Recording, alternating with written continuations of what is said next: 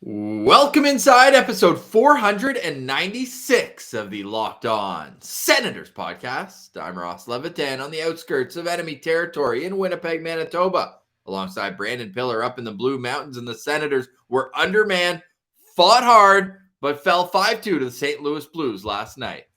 Yeah, and to add to them being undermanned, Ross, Matt Murray went down with an injury after Sundqvist scored his goal and fell on top of him. So the Belleville Senators are bringing up Philip Gustafsson, and we're going to see some lineup changes here. And practice is about to start, so we'll bring you what those changes will be heading into a game with 6th place in the Atlantic Division on the line tomorrow against the Buffalo Sabres, and we could see Craig Anderson make his return.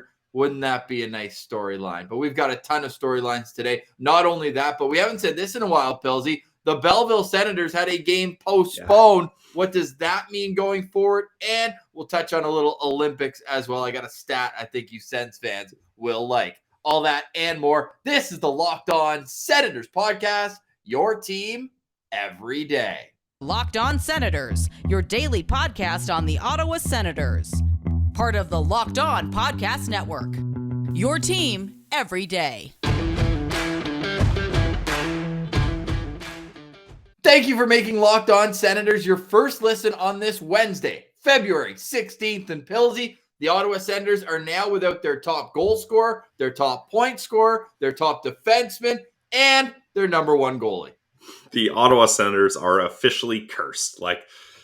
Imagine if this team was at half health, if just only one or two of those guys are injured, how they would be doing. Because let's be honest, the St. Louis Blues dominated puck possession last night, but until the third period, even in the third period, this team was in the game. The Blues hadn't run away with it quite yet, and they're not able to stop this Blues team in a full 60 minutes because that line of Buchnevich, Thomas, and who's the third guy on that line? Oh, Tarasenko. How did I forget him? Ever heard of him? Yeah, so that line just walked all over this weakened team, and that's going to happen. I mean, there's not much more you can say than when a team is built like the Blues and going up against a team that's weakened like the Sens, this is no surprising outcome. Well, just the first period alone, 5 high danger scoring chances for the Blues, none for the Ottawa Senators. And at that point, you're like, okay, we're settling into what we think is going to be a complete beatdown. But credit to the Ottawa Senators for fighting back twice. Now, it was 1-0 St. Louis early, and then the Sens tie it up, 1-1. Great goal. We'll get into all that. But just as a general overview, then they give up the 2-1 goal. And the third one felt like a heartbreaker, a backbreaker, I should say, where it was just kind of game, set, match. And then Ottawa fought back right away. Not even 3 minutes later, we're able to get back into a 1-goal game. And then this is kind of the big story of the game, was the 5-on-3, because if they score there, all of a sudden you're looking at a tie game in the third, and then they can really gain some momentum from that. But again, it goes back to being undermanned. They just simply don't have the firepower to convert on these power play opportunities. Their top power play unit is essentially how their second power play unit would shape up, eh? And we've talked about how their second unit wasn't converting when the first big guys were in. So exactly. You've moved them into an even more impossible position where you're going up against the other team's top penalty killers night in and night out. Yeah, and have the Senators scored on 5-on-3 this season? Can you think of a time? I don't think so. And they've had their opportunities, and I feel like, Ross, they've been lucky too that they get lengthy 5-on-3s, often over a minute. So it's tough. But look, I don't want to get too hard on them because what are they supposed to do? They're so undermanned, and they did set up a real nice opportunity for Tim Stützle, who just hit the post there. If that goes in, we're looking at a 3-3 game, and the tides have turned and momentum has shifted, and who knows how this ends up. But man, I feel like the Sens have been hitting a lot of posts lately too. The last couple of games, there's Connor Brown's hit some posts. Thomas Chabot, before he was injured, hit a couple posts. So close yet so far, eh? I mean, Thomas hit a post as well. That works both ways in the third period. So this one, it was a game where not a scheduled loss, but with the lineup going in, fans probably weren't expecting much. That was the sentiment. Other than you. Twitter. I know. I had a 3-1 win bookmarked. Hey, I believe that I ended the show saying Timmy was going to score.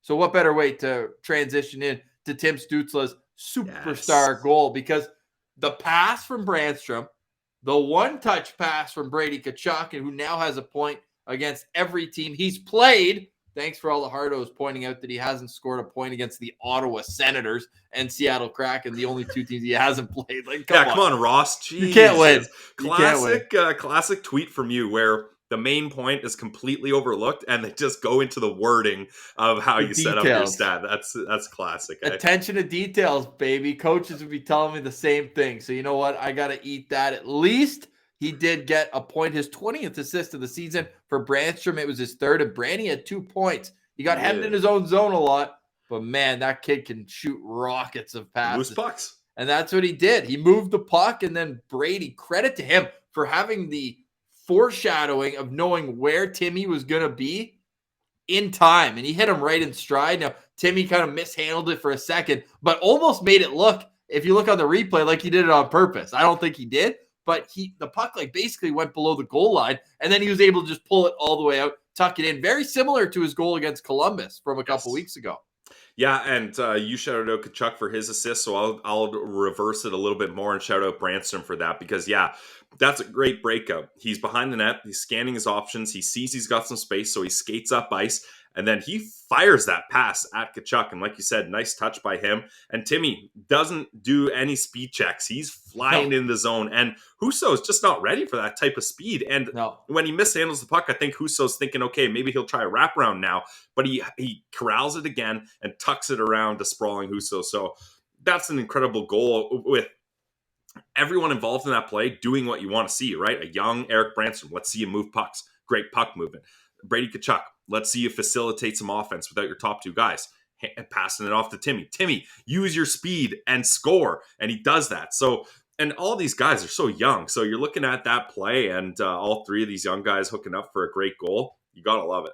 Oh, you absolutely do. That would be a game sheet trio that you're hoping to see in the future. Stutzle, Tkachuk, and Brandstrom on the power play. Nonetheless, Ottawa's power play goes 1 for 4. So does the St. Louis Blues, but really this one was all St. Louis. Shots on goal favored them 36-20 in this game, Pilsy, but it was on the 28th shot of the 31st shot of the game. It was the 4th goal of the game, exactly halfway through the third period, where Sundqvist fell on Matt Murray.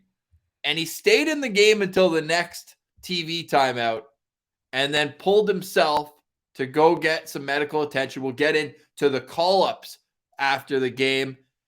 And this, to me, looks like he could be out for a little while.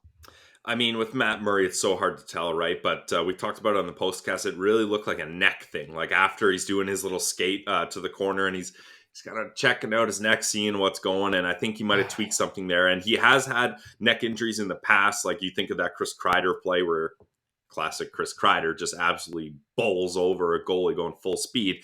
And that one affected Murray. So, you know, it's not surprising. It's disappointing because finally we were getting the Matt Murray we were expecting and that the Ottawa Senators are paying for, right? And he was you got to give it up for him. He was doing his job and he was keeping this team in games when they weren't scoring goals and they had no offensive firepower. And it's a play like that that's tough. But, you know, maybe some Sens fans are saying, why wasn't there a reaction there? Why didn't someone try to fight Sundqvist? I actually think if Sundqvist, like, he scores the goal and then he tries to skate out around the crease to avoid Murray, but Murray is just reacting to the play and he dives forward, and that's what causes Sundqvist to trip over him. So I think that's why cooler heads prevailed. It obviously wasn't intentional. I mean, play's over. He just scored a goal. It's now 4-2. I don't think he's trying to run the goalie at that point. So, you know, it sucks to see, but I don't think there's any ill intention there. I don't think intent really should matter at that point, though. You see your goalie go down, and clearly Murray was upset with the contact. He went up and was looking for something. And wasn't Josh Brown on the ice for this one? But then what do? You rip him off. But then you take an extra penalty, and then now it's a power play. Like, I don't know. 4-2 might have been 8-2. They were not coming back from 4-2. Promise you that. At that point, it's team building. It's like, I've got your back whenever you need it. And they've shown it now multiple times that there's times where they don't. There's times where they do. The Chabot hit, Nick Paul stands up for him, but going back to, and what are you going to do with Aaron Dell? True, but I mean, yeah, we'll see. They play Buffalo tomorrow. I'll see if that's still in the back of their head against, you know, the Dollings, the Skinners. Skinner's on a revenge tour, by the way. Oh, yeah. We'll preview that game tomorrow, though. We've got lots more to get to, including practice is underway, and there's an injured player back. But before we get to that, the injured players that are still on the list, one of them goes over to injured reserve, which means he's out for at least the rest of this week. We'll let you know who that is right after a word from our friends at Built Bar, the protein bar that tastes just like a candy bar. Built Bars are unbelievable. You have to try them for yourself at BuiltBar.com. We recommend getting the mix box because they come in so many great flavors, 16 to be exact. The bars are covered in 100% chocolate. They're soft. They're easy to chew. Built Bars are great for the health conscious guy as well, and girls, of course, because you can lose or maintain weight while indulging in what is a delicious treat. The bars are low in calorie, low in sugar, but they're high in protein and high in fiber. A nutritional grand slam. Check them out right now at BuiltBar.com. The protein bar that tastes like a candy bar. And use our promo code LOCK15. That's promo code LOCK15. Gets you 15% off your next order at Built Bar, the protein bar that tastes like a candy bar. All right, Pillsy. So the Ottawa Senators fall 5-2 to the St. Louis Blues on home ice in what will be one of the last games without more fans, at least, at the CTC. 50% capacity coming soon. And then right after, I believe March 1st, we'll be able to pack the CTC. You and I will have to get down there to go after see their lengthy road trip, which I'm sure Melnick is stoked about. That they go on a 8-game road trip right when full capacity starts. Yeah, well, if I'm Mr. Melnick, I'm joining the team on that trip through Florida, Arizona, Vegas, and then I don't know. That sounds like a fun time. And then you get back to a full capacity crowd. Hopefully, these injured guys are back by then as well. So Thomas Chabot left Sunday's game against the Washington Capitals, and he's been placed on injured reserve. Pillsy, that means he's going to miss at least the next 3 games, both the game tomorrow against the Buffalo Sabres and then both games on the weekend. Are you nervous it's going to be longer than that? It's tough to say, right? With a big hit like that, there's so many different things that could be going on. And one thing I know for certain, Ross, is there is no situation where Tom Chabot is coming back until he's 100% healthy. Like, why would you bring him back early? So they're going to take their time with this. And you know what? Obviously, seeing Thomas Chabot get hurt is not ideal, but it does allow Brandstrom the opportunity to really showcase himself. And I thought, other than, yes, going up against the hottest line in last night's game, he played really well offensively and with the puck. He got pucks towards net, even though he was not credited with a shot, which is kind of funny. But 2 assists, 1 on the power play. I thought he did a great job facilitating at the top of the umbrella for the power play. So if we're looking at silver linings, that's the silver lining, is that he's going to get more opportunity here. But this team is an entirely different team without Thomas Chabot. Like, I don't think there's a single player on this roster, maybe Brady, but that affects how this team lines up more than Thomas Chabot. So we're going to be feeling it watching these games coming up here. We didn't curse him, did we? I mean, I hope not. He played 2 games before, right? They played Thursday. They played Saturday. I mean, they didn't score a goal in either game. But oh, boy. No. Can't allow that. No. Yeah, that's not on us. You know, we wanted to give our listeners an interview early. Yep. Maybe that's karma saying, hey, guys, this was supposed to be your 500th episode. Thomas Chabot literally says, congrats on 500. And he's coming out in episode 494. But we were just trying to get things out. We were excited. This is not on us. At least I didn't say he's at 300 games, because now he's sitting at 299. Well, that sucks. Well, it also sucks not being able to see him on the ice, because he's a treat to watch out there. Absolutely. And it's super unfortunate that he's out of the lineup. Who will take his place? We saw Victor Mete slot into the lineup in last night's game, played the least of everybody. So certainly wasn't taking Chabot's minutes per se, but there is a call-up on his way up. Not 1, but 2. And Mark Kaslick has been sent down. Kind of saw the writing on the wall with him being a healthy scratch last game. Had a great first couple games. Probably led the team in hits if you just started when he played his first game. He's all and was their best face-off guy, percentage-wise. So were you a little surprised then that he was taken out of the lineup and ultimately sent down? I was surprised. Yeah, for sure. I think maybe this is DJ Smith trying to give Dylan Gambrell a little more time, or trying to showcase Chris Tierney, who actually say what you want about Chris Tierney, but he has had a couple good offensive chances, which for him is very unusual. So maybe they're like, all right, let's push Tierney here, get him some ice time. We want to try to move him at the deadline. But it'll be good for Belleville to get Kaslick back. He's a big part of that team down there. And Parker Kelly has really played himself into a role on this team. So I think it makes sense that he was the guy that they brought down. But Ross, the defenseman that they called up, probably they must have called up Belleville's top defenseman, a guy who's at a point per game pace, a veteran, signed for 2 more this year and next year, the biggest free agent acquisition. That's the guy they must have called up, right? Had to, or one of the kids. What about one of the first rounders, either JVD or Lassie Thompson, right? Yeah, it's got to be one of those 3 guys, right? Absolutely. Has to be.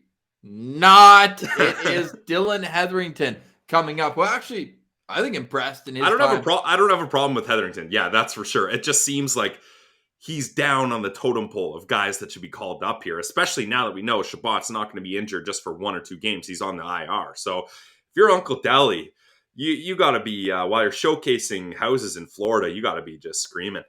Yeah, it's real tough if you're Michael Delzato. Dylan Hetherington called up. Philip Gustafson called up.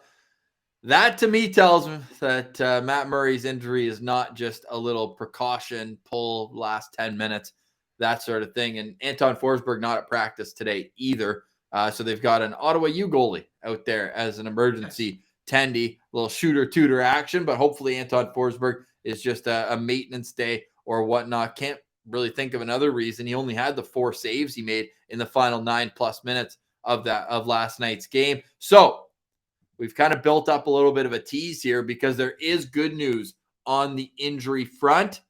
Colin White is wearing a regular jersey. Woo! He's ready for contact. You heard him in his press conference a while ago. He is targeting February 26th against the Montreal Canadiens. So that would leave him 10 more days here of practice. What a great sight to see, though, as bodies are falling left, right, and center. It's great to see someone back from the infirmary.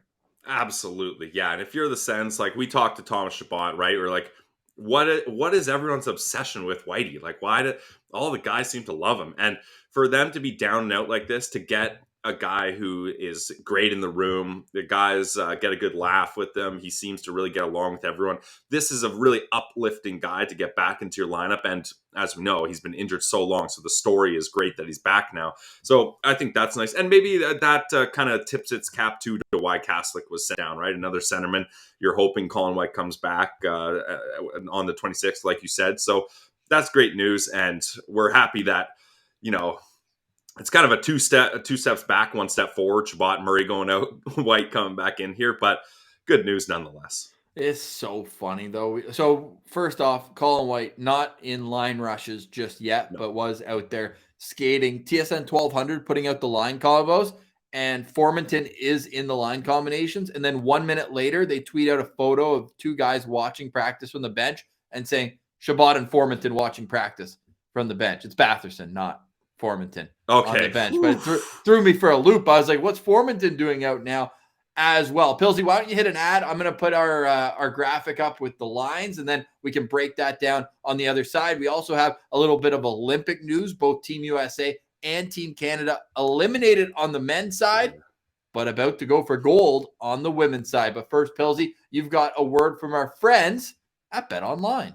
All right, Ross, and then we got another word from a sponsor, so I'll snap it back to you after. But first off, look, Ross, he got off the sidelines and he got into the action last night. Even though most people thought this game was going to the Blues, he said, you know what, I got a gut feeling it's going with the Sens. And you're going to be right sometimes, you're going to be wrong sometimes. As someone who does parlays, I'm used to that. So there's one place you can go to get in on the action, though, and that's betonline.net. They have way more odds and info for all your sports needs, from scores, totals, player performance props, where the next fired coach is going to land. BetOnline.net is the #1 spot for all things NFL, NBA, NHL, MLB. They got it all. UFC, whatever you like, you can check it out on BetOnline.net. From sports right down to your favorite Vegas casino games. So If you hadn't had a chance to get out to Vegas lately, you can do it right on your couch with BetOnline.net. They're your number one online wagering destination.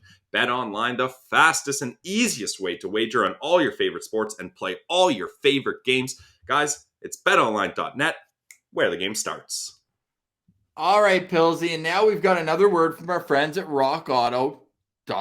Why don't you go see them right now at Rock Auto? With the ever-increasing numbers of makes and models, it's now impossible for your local chain auto parts store to stock all the parts you need. So I endure the often pointless and seemingly intimidating questioning and wait while the person behind the counter orders your parts on their computer, choosing only the brands that their warehouse happens to carry. You have computers with access to RockAuto.com at home and in your pocket with your smartphone.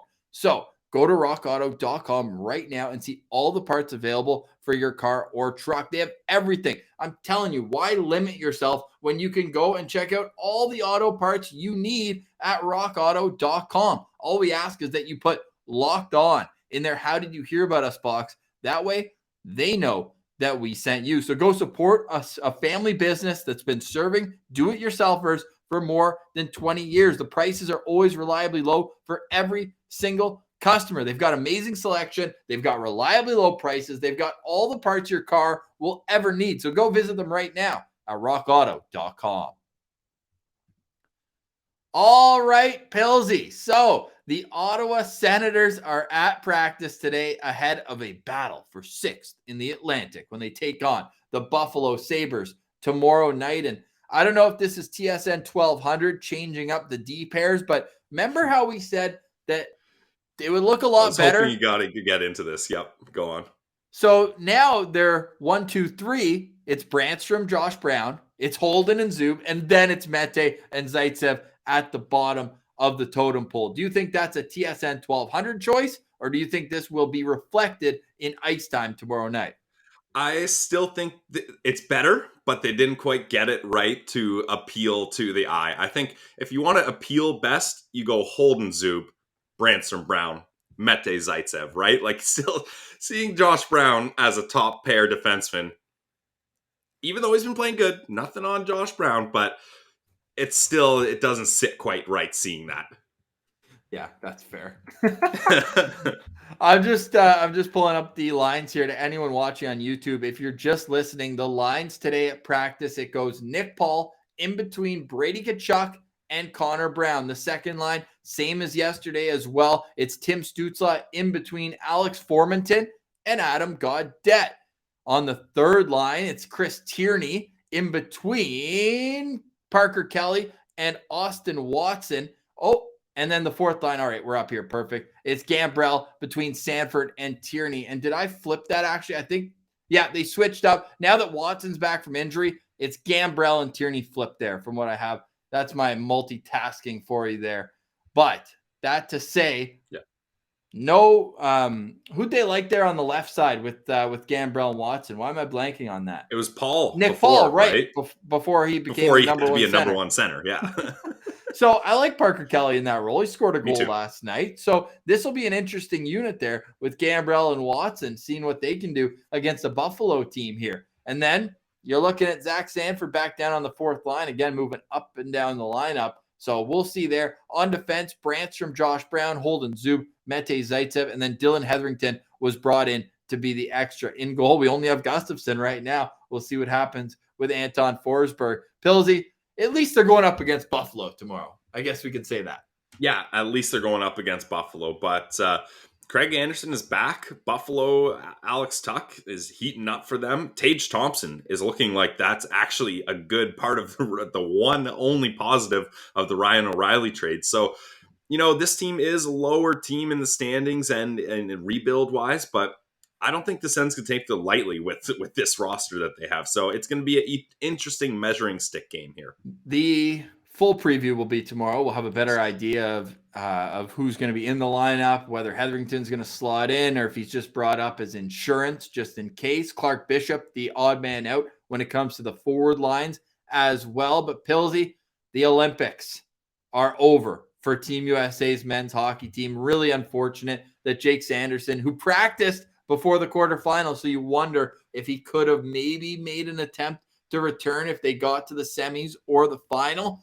But he got 17 minutes in, so it felt like much ado about nothing, discussing it ad nauseum on its way to the Olympic Games, but still in those 17 minutes managed to get on the score sheet and make an impact at both ends of the ice. As Jake Sanderson does, right? Like, that's no surprise to anyone who follows him closely, but man, you got to be feeling for this guy, right? Like, World Juniors, Team USA, he's fired up. That's cut short. All right, that's fine. I'm going to go play for Team USA in the Olympics. He gets COVID, has to wait, has to quarantine. He gets over there, plays one game, gets hurt, and they get bounced in the quarterfinals. Like, all this guy wants to do is play meaningful games for his country, and he's not getting that opportunity, which is just too bad. We feel for the guy. We're obviously big Jake Sanderson fans, and hope he would have gotten a better opportunity. But I guess if we're finding the silver lining, Ross, it means he'll be back to Nodak sooner and can help them on their race to the playoffs. Yes, perfect. And they've got a big matchup against Minnesota Duluth this weekend on the road, but you got to think Sanderson's at least going to take a little time to readjust and get his body back to where it needs to be, get some smoothies in him at 6 a.m. and then be ready to go, hopefully for the series against Western Michigan at the end of February, because it's coming fast and furious, Billsy. We're about a month away from the NCHC tournament for the Penrose Cup. So we'll see how that all unfolds within the next month or so. But Tyler Clevin clearly doing his best to make up for Sanderson's absence on the top pair at North Dakota with a couple of huge hits. And those hits are thundering. But I don't know if there's one that's bigger than the one Ridly Greig threw last night for the Brandon Wheat Kings. He had a Gordie Howe hat trick. The Brandon Wheat Kings account, their game summary headline on Twitter said, "Another Gordie Howe hat trick for Ridly Greig," and they win in overtime. He gets the overtime game-winning goal, a beauty pass on a tic-tac-toe, and you take us through this thundering hit. Yeah, I mean, they got to start calling him Ridly Gordie Greig at this point. Like, that hit was wild. Like, you know, there's hits where a guy is trying to finish his check and make a good hit, but Ridly Greig wanted to destroy this kid. Like, he had it out for him. Yeah, he blew him up. And just classic Ridly Greig, just stirring shit up. As soon as he rocks that guy, 4 of the other team's guys are right on him. And he's like, bring it on. Where's the 5th guy? Like, let's get going here. And that just causes an absolute stir. And as Ridly Greig does, he gets under their skin. And, you know, maybe they're saying, all right, you laid a big hit. Good for you. We're going to finish this game. No, Ridly says, I'm going to lay the hit and I'm going to finish the game in overtime. What are you going to do about it? And after him scoring that, he slams his stick on the ice, which is on the road, we should say. Yeah, which is such a weird move, but it just, you could tell the passion is oozing from him. Like, he literally cannot hold it in. He wears his heart on his sleeve. This kid is going to be absolute dynamite to watch when he gets to Belleville or Ottawa. And we can't wait for that, because like, it's appointment viewing almost at this point. Ridly Greig, he's just so exciting, especially dominating down in the WHL. This kid is going to be a absolute blast for Sens fans. Yeah, I don't know what's next for him. Like, what do you do for Ridly Greig? Do you think he needs a little more time to bulk up in the AHL? Because if he hits like that at the NHL level, he's gonna be dropping the gloves on more than one occasion. And I mean, he's still only like 170 pounds. Yeah. I think you start him in the AHL just for a bit, just so he can understand, all right, you've been dominating in the WHL for a while. Things are going to change here. You can't expect that to continue, and you need to work your way playing up against men and professionals and see how your game adjusts and translates into that game. So I think he could be a bottom 6 guy in the NHL probably right away, but I don't think that's the smartest thing to do. And look at the center depth now, right? Like, when healthy, you got Norris, Stutzle, Pinto, and then whoever you want, like even Kaslik on that line, Whitey. Yeah, like there's so much depth now that there's no need to rush him. There's so much depth, as we just showed you a Sens lineup that has Tierney and Gambrell down the middle, and Nick Paul's the number 1 center. But I know what you mean. There's tons of injuries right now plaguing the Ottawa Senators, and it seems like the whole organization. Jake Sanderson out as well, Shane Pinto. So your top 2 prospects and your top point getter and your top goal scorer and your top minute muncher and your top goalie all out of the lineup. But long term, Could it be all right? You lose a couple extra games here. Playoffs clearly not in the cards as well. Not that we're in for built-in excuses. It's obviously more fun to cover the team and follow the team when they're winning. But man, watching this Slavkovsky kid from Slovakia and all that, it gets you excited. But at the same time, like, how many times can you just go back to the draft before it's time to start? Well, we're supposed to be in the years of unparalleled success, right? This was supposed to be year one, which, yeah. I mean, if healthy though, like, I'm not saying they're a Stanley Cup contender if healthy the whole time, but I think it's fair to say they could be pushing for a playoff spot if COVID doesn't derail them and they have to play all those games because the NHL hates the Senators. If injuries don't happen, if they don't have to play that New Year's game, like, there's so many things that went against the Senators' way. Obviously, DJ Smith, non-excuses guy. We're not trying to say the excuses are the real reason here, but I think you're looking at a different team and a different outcome of this season if things go their way, even a little bit better. Like, it can't get much worse for the Ottawa Senators. No, it really couldn't. And when we talked about injuries as well, we forgot to mention Tyler Boucher, who played all of 3 shifts before injuring his shoulder. Oh, shoulder injury. Wow. Shocker. When you look at that, he's the fourth guy in the organization with a shoulder injury. That being said, there is good news on that front. He is expected to return to the 67s lineup this weekend, and they've got a few games ahead of them, including a home game. So fans in Ottawa can go out and see Tyler Boucher in Sunday. action. They're in Kingston on Friday, so I don't know if fans are going to make the trip there. Levi Merrilainen, Ben Roger, 3 points in his last 2 games, Ben Roger, and now Tyler Boucher on the 67 side, and then they're home to North Bay on Sunday the 20th, and then they're back in Kingston on Monday, which is a holiday family day as well. We'll have a show though, right? Oh yeah.